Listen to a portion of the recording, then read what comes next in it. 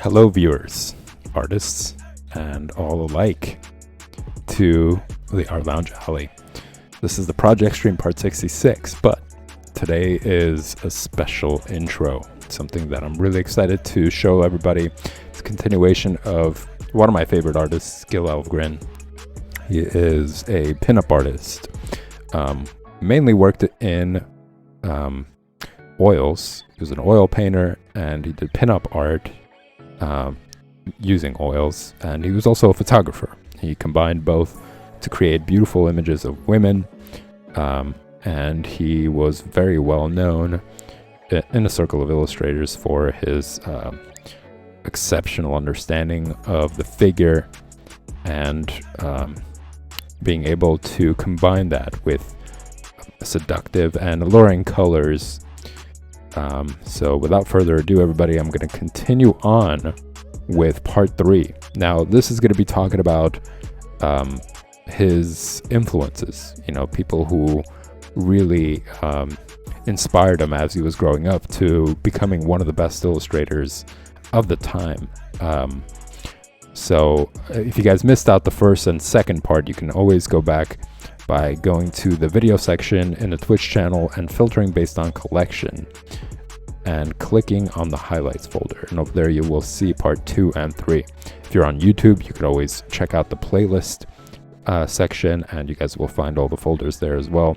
And similar, there's a highlight folder. You can click on that to see all the previous special streams, including part 1 and 2 for Gil Elvgren. So I'm gonna transition into today's stream.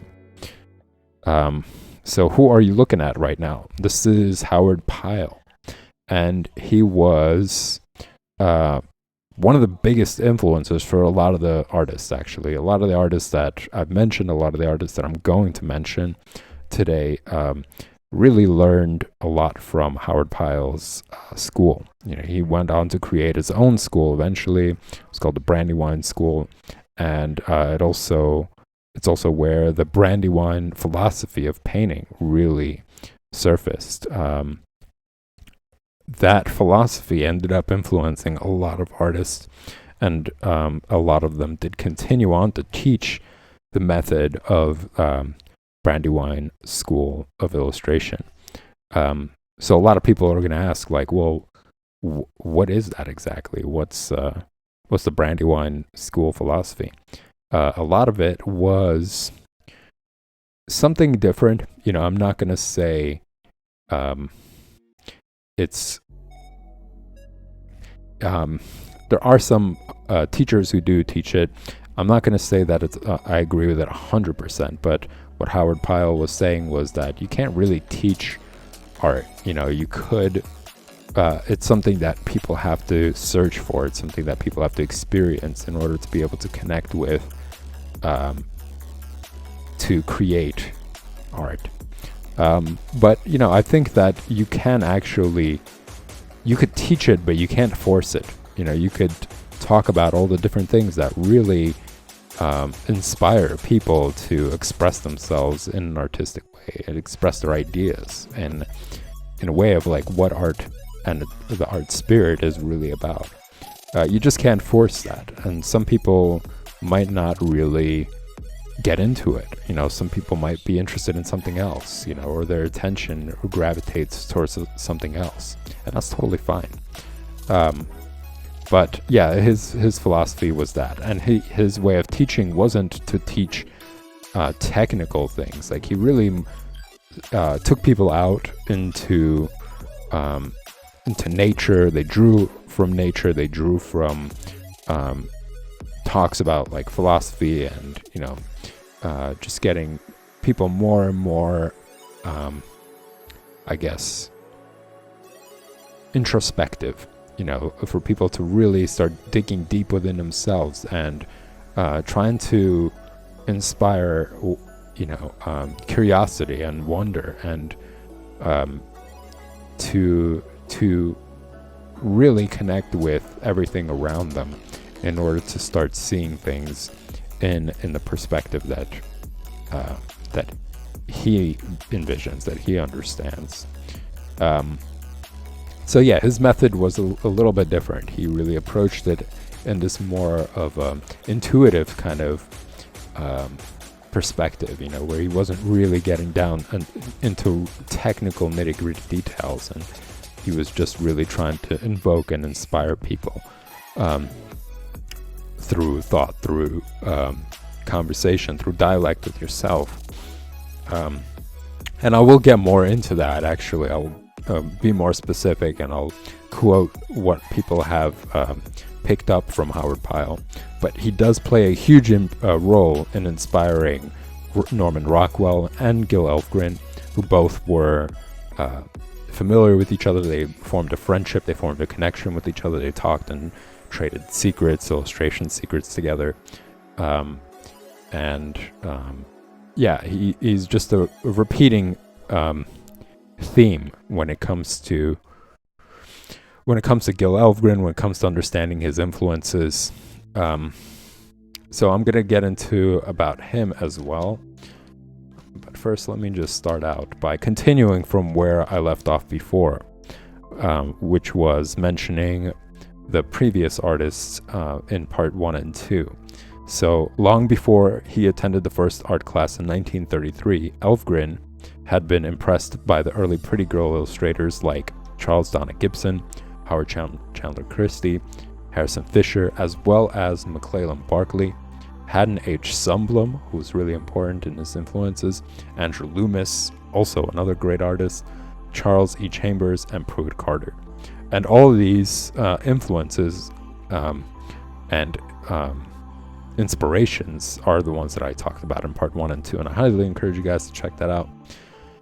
But yeah, going on, early on, Elvgren tore out magazine covers and individual pages bearing illustrations by artists he admired or who interested him, which became his ritual. These pages became a comprehensive collection that would later influence both his painting technique and his approach to particular commissions. Elvgren shared his admiration from the Brandywine School's philosophy of painting with Norman Rockwell. The two men first became acquainted in 1947. The development of glamour illustration in the 20th century was the result of an early growth in commercial art as printing techniques continued to evolve and improve. Now, it was a really booming period, because technology wasn't as amazing as it is now. You know, mass production wasn't as immense as it is now. These were all just new things. You know, the Industrial Revolution, it wasn't too far off from that time period. So you know, people were excited to see all this new stuff that was printed. You know, the ability to mass produce somebody's work, that was something that was also really refreshing at the time. And people got to see all these different illustrators, all these different artists and their creativity. Everybody was able to now witness that. It wasn't just people who knew the person or who were around at this person who were able to see it. Mass production allowed all that to be distributed all over the world, and all over, everywhere. So it was a really interesting period, and because of that, because every artist had their own style, their own approach, it really started to spark interest in people, and really gravitated people to these magazines. So commercial art in the late 19th century, commercial art expanded rapidly to keep up with the demand for illustrations in the news weekly and monthly periodicals and magazines. Within 10 years of Pyle's first published illustration, the American public was introduced to the first real pinup.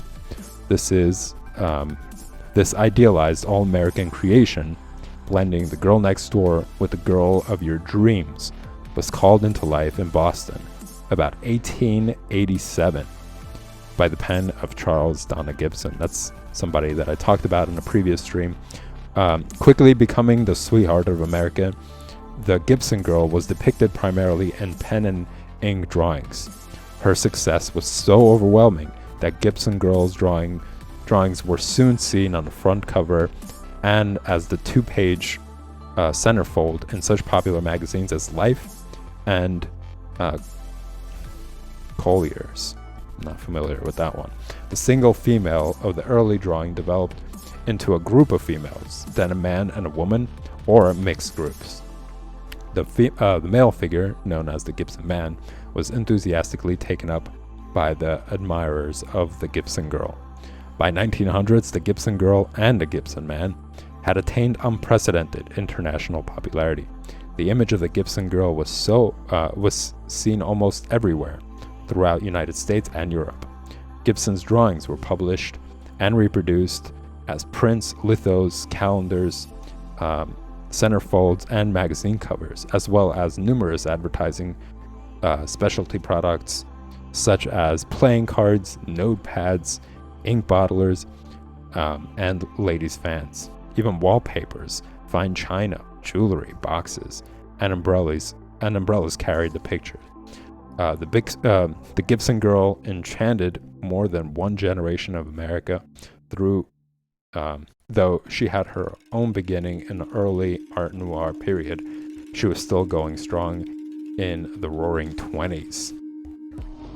As a flapper, what does that say? Jitterbugging and dancing the Charleston in speakeasies, Gibson updated the style and manner of his drawing and the fashion in them to enchant the new audience during the Art Deco era, which is 1920s to 1930s. So this really goes further on, and it talks about all the previous artists as well. So this was just kind of a recap, I guess, for you guys who've missed out the first and second part, and you guys can always go back to that as well. But first, before I continue on and I give you guys like more insight and I talk about all these other artists, I wanted to go over the history for each one of them. So starting off with Howard Pyle, I'm going to give you guys a brief history about what he's done, and then I'll show you guys more of his paintings. So Howard Pyle born in 1853 all the way up to 1911. Was an illustrator and author. In 1894, he began teaching illustration at the Drexel Institute of Art, Science and Industry, now Drexel University. After 1900, he founded his own School of Art and Illustration, named the Howard Pyle School of Illustration Art. Scholar Henry C. Pitts later used the term Brandywine School for the illustration artists and Wyeth family artists of the Brandywine region, several of whom studied with Pyle. His 1883 classical publication, The Merry Adventures of Robin Hood, remains in print. I'm going to show you guys that in a minute as well. He is also known for his illustrations of pirates and is credited with creating what has become the modern stereotype of pirate dress. His work influenced the design of costumes for movie pirates, from Errol Flynn to Johnny Depp. So like Pirates of the Caribbean, the way that they designed the costumes were based off of his idea, and a lot of people would say his style is kind of exaggerated off of what really looked, what pirates really looked like. Pyle was widely respected during his life and continues to be well regarded by illustrators and fine artists. His contemporary Vincent van Gogh wrote in a letter to his brother Theo that Pyle's work struck him dumb with admiration. His illustrations are vivid and imaginative, yet not overly fantastic or contrived, lending them an air of colorful realism. He was also a brief student at the Art Students League of New York. So this is another school that is a repeating theme with a lot of these artists. Art Students League, it's a great place in New York City. If you guys are resided there, if you're interested in just taking a class, it's a great opportunity because you don't have to have a degree of some sort. There isn't any requirement or there's no like admission test or anything like that. You just go there, you pay for what you want to take, whether it's painting, drawing, abstract, whatever. There's a huge list. You guys can go on their website, you can check that out. And it gives you an opportunity to study with some of the greatest artists of our time, and get an opportunity to improve your craft, meet people. It's a great place. I highly encourage you guys to check it out if you're around. But it just goes to show how much influence that and opportunity that school has created, and how much connection it has made throughout all these artists, all the way going back to the early 1900s to the late 1800s. So this is Howard Pyle, obviously, as you guys can see. And I'm going to show you more of his work. So really,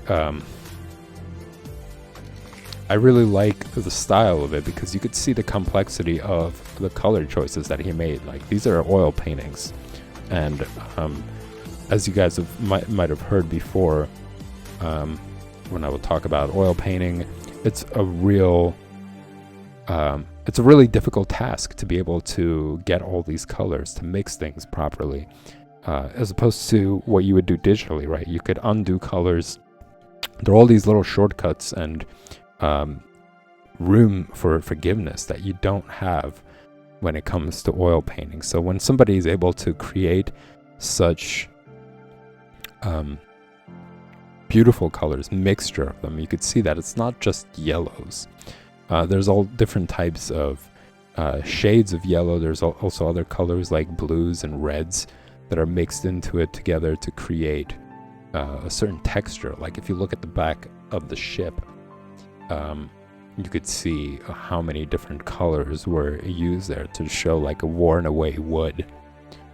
But what I really like about this painting is like how, I guess, badass, right, they look. I mean, you could kind of see it in his face as well. There's like a little bit of like a menacing look, but the ship is caught in the middle of like a crazy storm.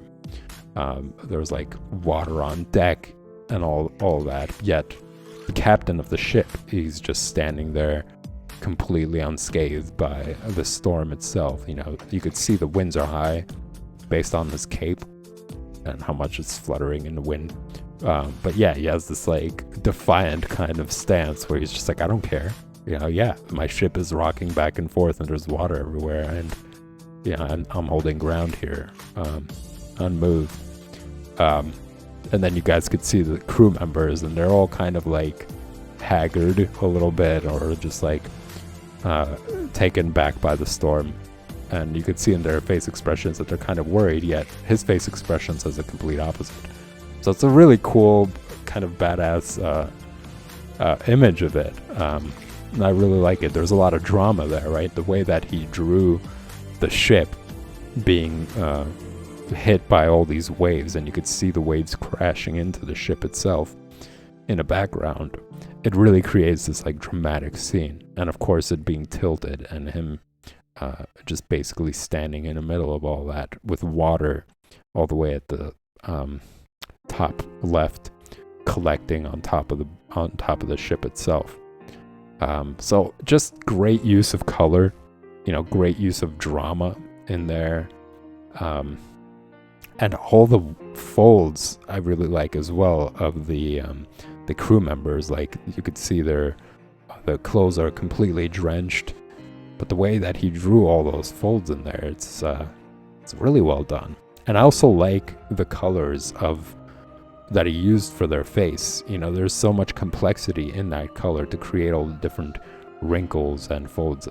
And looking at the pirate all the way on the right with the long hair, I guess, looking at his fingers, there's a lot of detail there. And even the guy in the middle, when he's resting his hand on the ship to get some leverage, you could see on that hand there's like all these like wrinkles and grit basically on there, just from that little bit of detail that's on there. It's very cool.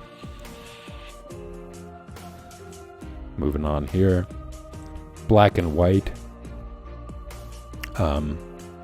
But again, even in I really like how he draws hands. I think that's what really attracted me to this painting. There's a collection of his work, and you guys can check it out. You could do a little bit of digging there. It took me some time to find these images, but I just picked the ones that really resonated with me, and what I really liked about it was how he drew, or painted rather, the hands here. And it's just this cool scene of this artist basically sitting at home, practicing his music, and all these birds, you know, who represent kind of music, and them chirping away at times, you know, how they're just flying to his window to listen to him play. That's kind of what it looks like to me. You know, they're there to enjoy the sounds. And it kind of brings up something interesting that I've experienced actually not too long ago, where there was a sound of birds that when I was at in my apartment, old apartment. I was sitting and I was focusing on some work, and I heard a bird, and it wasn't, you know, I knew for sure that it was mimicking the exact sound of a car alarm, which was so bizarre. It was so surreal, because I was like, what is this, a recording? And I try to pay attention to hear if there are any repeating moments, right? Like you could hear the pitch or whatever else. And it absolutely sounded like it was a bird that was close by. And there was no indication of it being like some sort of recording or anything like that. But it was mimicking the sound of the car alarm, basically. So like they listen to this music or sounds, whatever, and they're able to actually do that. And it was such an interesting moment. I thought, like, wow, they really do pay attention and learn from people, in a sense, or what people create. So it just sparked that memory at some point. It was such a bizarre, surreal moment. But yeah, this is a cool scene. I like the face expression there of the old man, and how he was able to create all the wrinkles on his hands, the knuckles as well, really define the knuckles there, and the creases in his forehead. And I thought it was such an intimate painting too, right? It's like it really zoomed in on the window, and kind of like lets you be one of the birds, basically, right? Why else would there be a shot like that? Being able to see through the window on the roof. Yeah, very cool scene.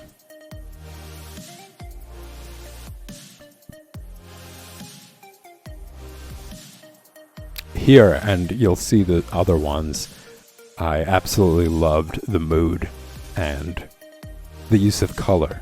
Like, just such a great understanding of lighting. As you could see, it's like the entire image has this like red vibrancy to it, from the skin color to the walls to pretty much everything around them. Really awesome color palette. And I also like the yellow red sort of sunset in the background, like a mix of yellow, green, and red, all of that there.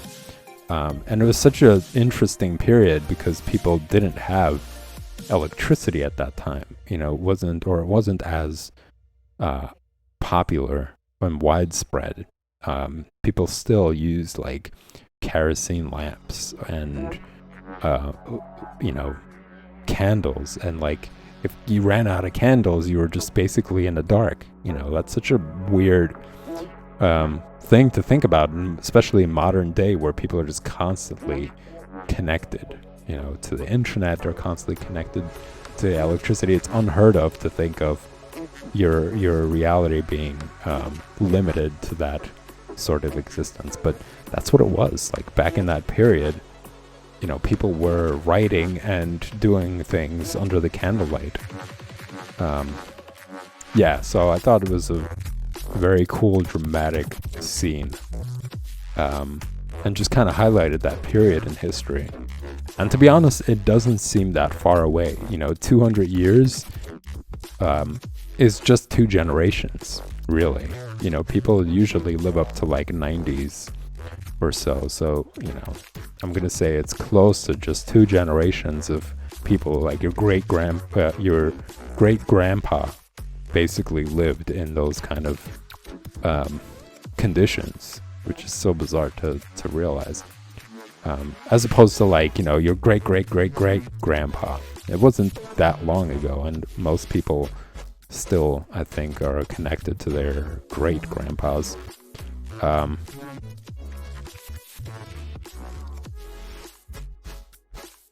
So yeah, just moving on to the next one here.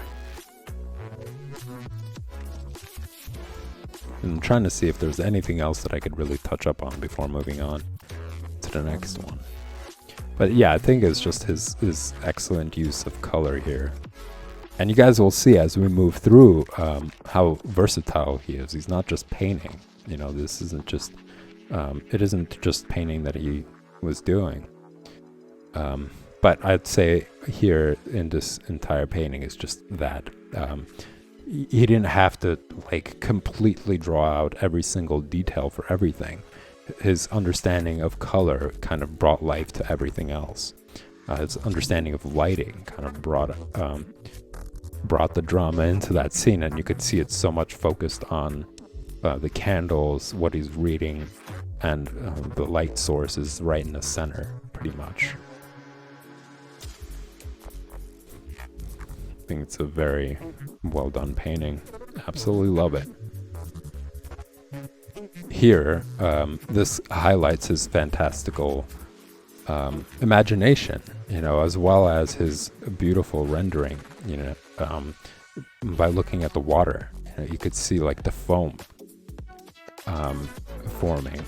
And it's sometimes looking at these paintings, they're more real than photographs to me at times. Like you look at it and there's something about it that that lives, you know, and I think a lot of it has to do with the texture of paint. Because there is texture to it, it brings more life to a painting, as opposed to like a photograph. It's pretty flat. There's nothing there. And if you take a photo of a painting, you're still taking photos of that texture from the paint itself. It's kind of hard to explain. I guess that's one of the beautiful things about paintings. Or it could be that I'm just really really into painting. But yeah, you could see here, it's also a combination of like realism and there's some dream quality, like dream state quality. Like, of course, there's fantasy to it because if you pay attention, it's a mermaid that the person's hugging. So there's a little bit of that fantastical element. But I think the way he paints things, like you could see the background, like the sky doesn't look like that if you look out in the window, right? There's more clarity to it. Even though this shows that there aren't any clouds really by the fullness of the sun. And also just like the softness around the rocks, the softness around the bodies. You know, it's not hard edged lines, but he has a perfect balance where it's not too soft, where it looks like the skin is kind of like spreading out into its environment. It's just enough to give it solid form. And pretty much everything else, like looking at his hand, the hand that's on her, resting on her back or squeezing her back, you could just see all that shadow there and all the little bits of color in his veins even. It's just so well done. And I wish I could actually go and see the painting itself to get really up close and notice all these little details of paint and stuff that's defining the arm. But also great use of color, like going from the tip of the rocks, right, being hit by the light, to the reds and the yellows on both of the characters, and to how they're just kind of blending into the water itself. Just a really cool scene. And by the amount of time that I'm spending on each painting, everybody, I think this is going to be cut into a couple of parts. But anyways, going back to this is his Robin Hood work. As you can see, it's not just oil painting. He's also pretty good with drawings. And I thought it was such a cool piece of history. You know, this is something that was done back in 1800s, you know, late 1800s. So somebody's work from that time period is preserved. And I think there was a point where I actually did have this as a kid. Like I had the sketch, or I had the book, and I was able to flip through it, and of course it was like translated or whatever. But very, very well done. I really enjoy the line work. And the expression, the body language, I mean, how he's able to show this, like, I guess, sense of confidence in his body language. And you get to see all the cool little gadgets that are attached at his belt. It's very well done. It has like a very adventurous sort of spirit to it.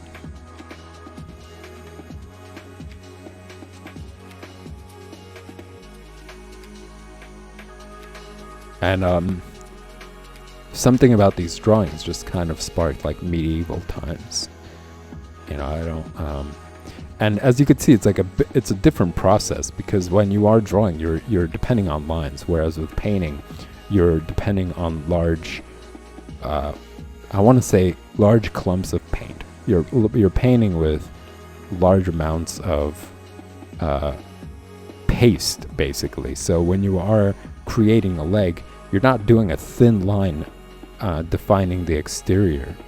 You're actually just like applying a thick amount of paste and forming that paste to shape a leg. You know, so it's kind of like sculpting with a brush.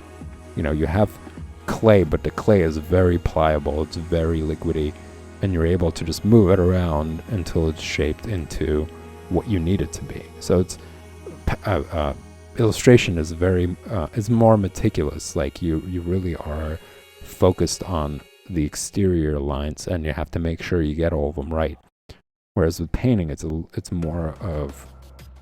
kind of like a sculpting process, I want to say. It's a combination of all three. It's like a combination of drawing and sculpting and using paint.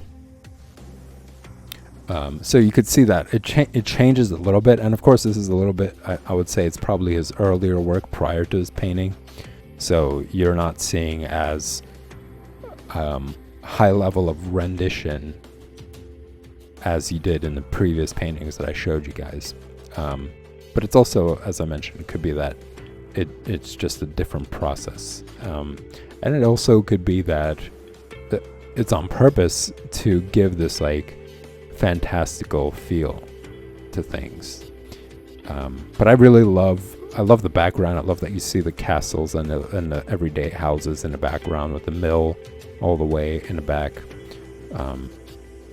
And yeah, it has a little bit of like a biblical feel to it as well, like a mix of biblical and medieval elements.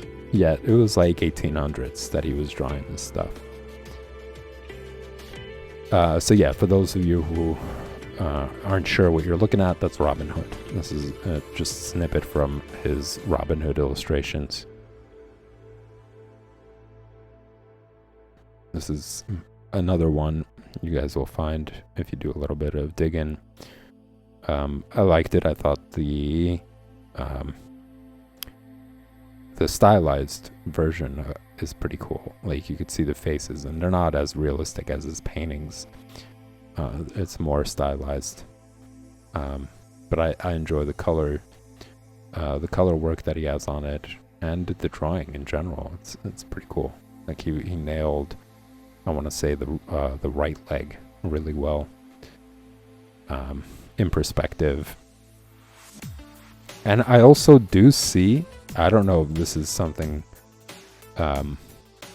that's related, but I do see a little bit of Mobius in this. Like I wonder if Mobius in some way was also an admirer of Pyle. But it could be just coincidental. I think there's just certain patterns in drawing, like little details that I notice here that I also notice in Mobius's work. For those of you who are not familiar with Mobius, you guys could also check out the special stream where I introduce you guys to Mobius's comics. It could be, you could find that in the About section of the Twitch channel, in the videos, sorry, not the About section, in the video section, and you could filter it based on collections, where you will see a highlights folder, and in that highlights folder you'll see all the previous Gil Elvgren streams, and of course the Mobius intro. Anyways, moving on to the next one. More drawings. I believe this is also from his Robin Hood comics. But yeah, here, just some elements here as well, some line work that I noticed that also represents or reminds me a little bit of Mobius.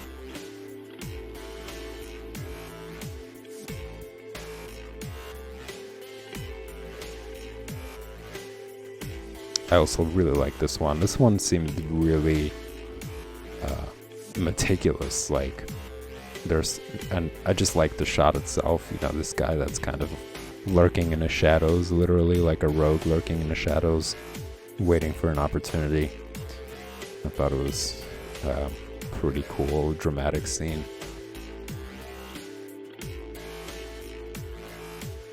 Here's more example of his pirate work, his style that he coined basically for pirates, with these very vibrant colors for the purple and the hat and red cape.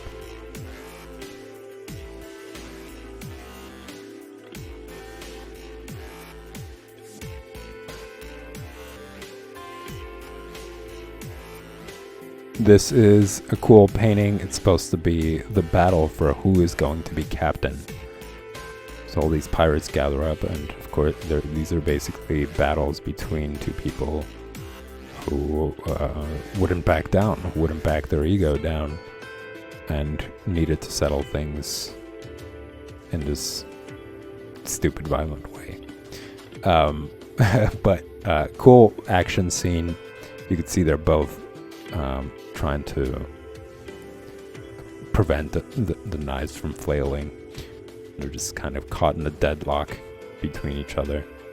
And they have all the pirates in the background looking on to see who's going to win. You could see, like, even in the tiny bit of detail, I don't know how big this painting is, but just from this image, there's so much expression in each and every one of them. From the guy holding his fist to his mouth, to the one right next to him who's, like, showing this, like, anticipation and worry, kind of.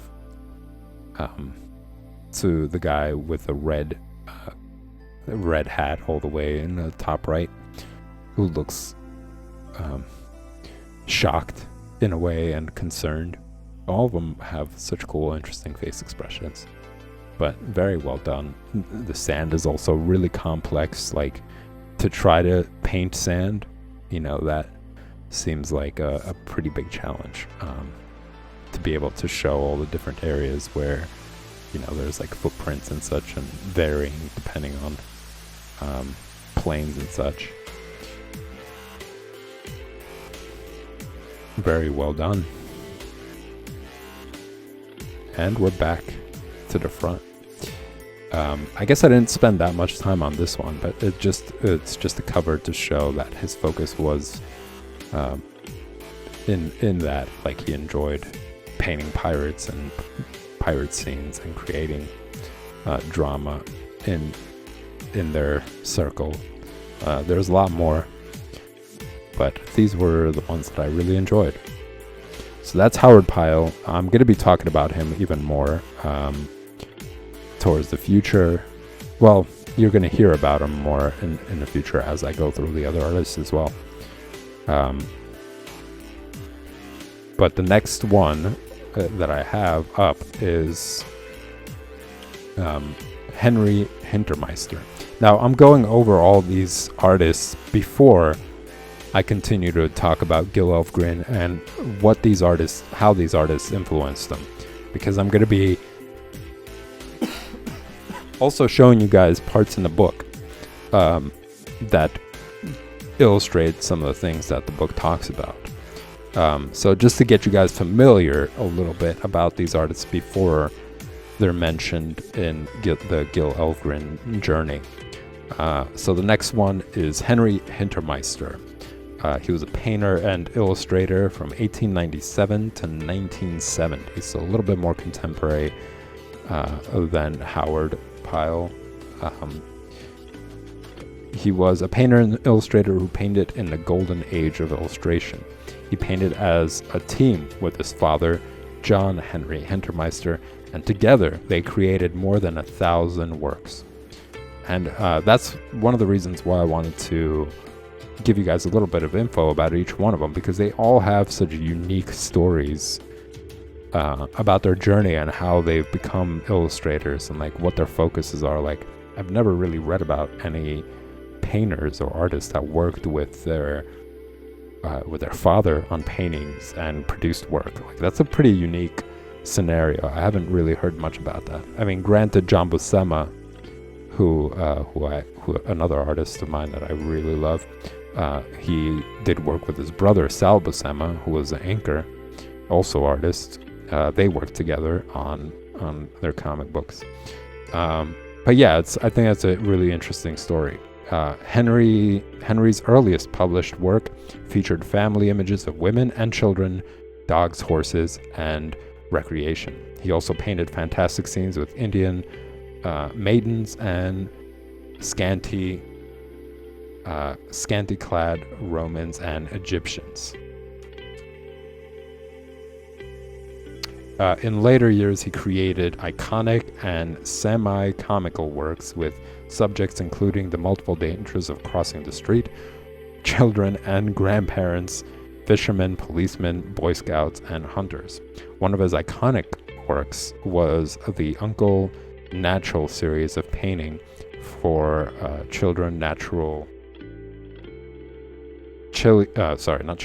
Chilean natural soda. And you guys will see that in just a minute. Whoops. That is, I couldn't find a photo of Henry Hintermeister. Just kind of picked one. that had both. Like you could see as like fishermen that I mentioned. This is a recreational scene, and he drew policemen as well. There is no real image of him. And this is the series of paintings for the Chilean natural soda.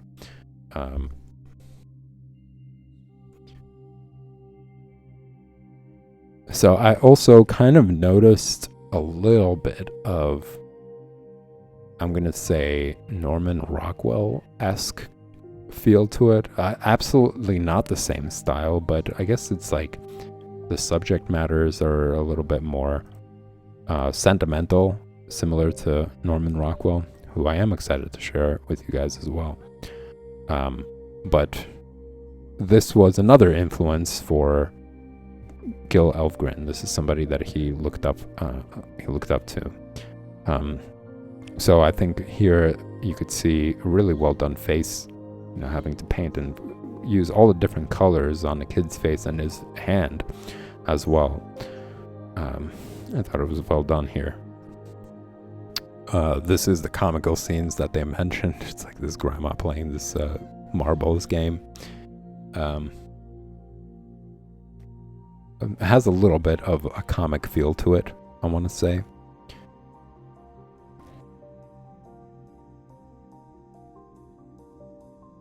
The many dangers of crossing the street. Yeah, I think that's pretty funny. But also well done, I think. He was able to capture a cool, I guess, accidental moment when it comes to it. These are his earlier works. This is something that he was doing in the very beginning, so you could see the style is kind of different. The colors are also different. But I like the subject matter. I think it's an interesting thing to try to capture. You do have to do a little bit of research to just find out what things were like back then.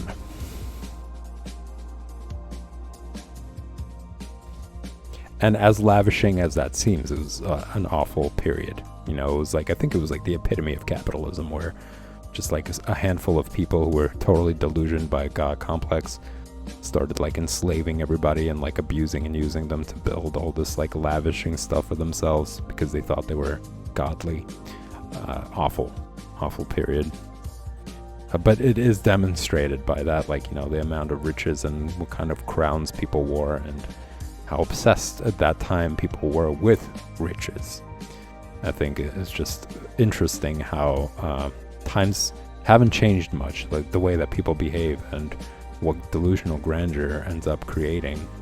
It's something that I actually talked about before, and just in comparison, how modern day Empire State Buildings are the Egyptian periods of the time. Like, all those pyramids were built on the backs of slaves, basically, and in modern day, it's a little bit less so, of a exploitive scenario, because still it's built on the backs of a bunch of people who are being exploited for terrible wages. Also, that CEOs could sit at the very top, right, at the very pinnacle of this pyramid, modern day pyramid we call skyscrapers, and do absolutely nothing but collect profits from everybody's hard work. And we got people all the way at the bottom, right? You got all those people who are cleaning things up, maintaining everything, you got like the IT and everything. They're all the way at the bottom, all the way at the basement almost. This is like the typical corporate building structure. And you got people, depending on their status and position and how much they exploit everybody beneath them, going up and up and up further, getting closer to the peak of where these extremely rich people who are exploiting everybody are sitting. So it's not very different from the societal structure of the Egyptian period. You got CEOs driving around Lamborghinis, whereas back then people who were at the very top were, they had a bunch of serfs and slaves who were bringing them everything at their disposal, which is kind of similar to like what receptionists do, where they buzz the receptionist and they're like, bring me a soda, and opens the door, and somebody brings him a soda immediately. You know, they're wearing Rolexes and they're driving Lamborghinis, kind of similar to how these pharaohs and all those other ones were being carried by the most lavishing circumstances. And you could see this here on the boat, where they're being rowed by a bunch of people with barely any clothes, while she has herself draped on this very comfortable, what looks to be a sofa with all these lavishing fabrics around her, gazing out into the distance on the boat. So I'm just drawing a parallel that really not a lot has changed, and I think it's problematic. Like, we need to like evolve and start seeing things differently and having more progressive social structures, as opposed to keep making the same mistakes, because those periods ended up having catastrophic repercussions. But I just thought it was a really interesting parallel to back then to now. There's a lot more into it, but I'm not going to get way too much into it, everybody, because the stream is almost over. But this was another early piece of his work. This, I'm going to say, is the Roman period, right? Like a next similar structure, same exact sort of values. As you could see here as well, same idea. This woman is lavishingly sitting around her riches. She even has a cheetah as a pet. And you could see the structure in the background suggesting that this person is well off, if you couldn't tell from the rest of the hints. But I'm gonna say, yeah, this is his earlier work. Still pretty well done. You know, I'm gonna say, and like her figure is pretty good, but it seems like her head is kind of small, to be honest. I'm not sure. There's a little bit something that's bugging me about it, and I'm gonna say it has something to do with the face and the size of her head. But I like how the cheetah came out. I like how the background, the building in the background with a little bit of light there, that looks pretty cool.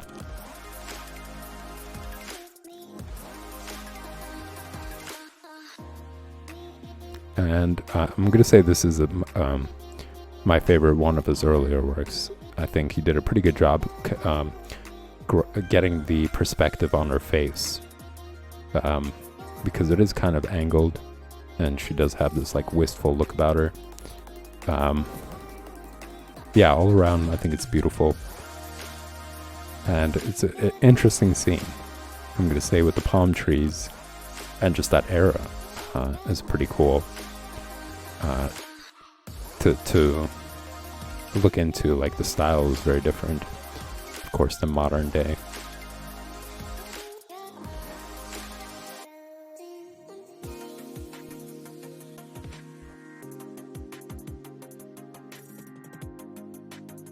A Native American scene, which is beautiful as well. Moment of her trying to capture a fish, but kind of a peaceful look on her face. You know, it doesn't look like she's like desperate to hunt for food, and she's like, you know, frustrated and really trying to capture one. It's kind of like recreational almost. And of course, being surrounded by nature.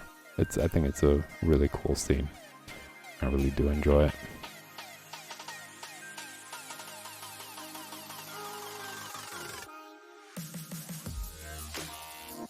This is the thing that he was talking about before. Well, that was mentioned before about the dangers of crossing the streets and elderly people with children.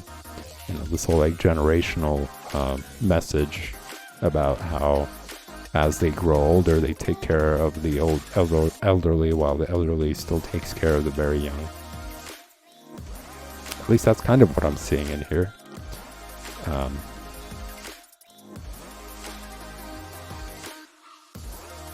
But I'm going to say the way he did her dress is probably the best in the piece, and of course, I think in her face as well. Like he was able to really use the light to demonstrate planes on the face. I think that makes it look pretty good as well. So the dress, I'm going to say, is the highlight, and also how he did her face is pretty good. And we're back to the front again. So that was Henry Hintermeister. I think he had some interesting history. You know, I think to highlight that he did work with his father on 1,000 paintings. I think that's a pretty cool endeavor. Unfortunately, everybody, it is coming to an end for this stream. So I'm going to continue on. There's actually quite a bit to go. I did get into a couple of rants about all this different stuff, but I really did enjoy it. I hope you guys did too. The next illustrator that I'm going to be presenting on a next stream next week is going to be Norman Rockwell, and I absolutely love his work. It is incredible. It's fantastic amount of detail. The subject, there's something so unique about his work that I can't wait to show you guys, and can't wait to read some of the history about him, what his accomplishments were, and there's a lot. So make sure you tune back in next week, everybody. I will be announcing the day when there's going to be the 4th part of Gil Elvgren. Thanks for tuning in, everybody. I hope you enjoy your weekend. Hope you guys practice drawing. Hope you get better, stay inspired. And that pretty much does it. If you guys enjoy the content, make sure you remember to hit the like and subscribe button. They both help the stream. They're greatly appreciated by me. And of course, it's going to help the stream reach out to more audience, get more people familiar with all these different artists, all this different artwork, and tips on how to get better at drawing. All right, everybody. Thanks for tuning in. I'll see you next week.